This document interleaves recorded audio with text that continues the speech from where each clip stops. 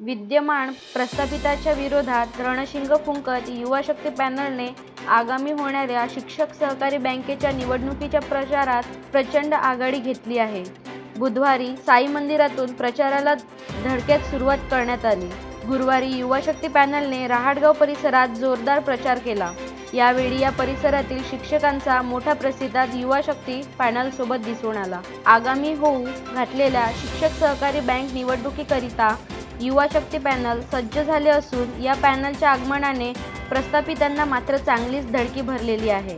बँकेतील प्रस्थापित पॅनलच्या विरोधात सर्वसामान्य शिक्षकांच्या आक्रोशांमधून युवा शक्ती पॅनलची निर्मिती झालेली असून युवा शक्ती पॅनलकडून शिक्षक व सभासदांना एकच आशेचा किरण दिसत आहे. गेल्या 7 वर्षापासून शिक्षक बँकेच्या कारभाराला व प्रशासनाला कंटाळलेल्या शिक्षक सभासदांना युवा शक्तीच्या रूपाने एक चांगला पर्याय उपलब्ध झाला असल्याचं सभासद सांगत आहे. विशेष म्हणजे युवा शक्ती पॅनलने संचालन मंडळांमध्ये महिलांना पहिल्यांदाच सर्वसामान्य जागेवर सुद्धा 2 महिला उमेदवारांना जादा प्रतिनिधित्व दिले आहे.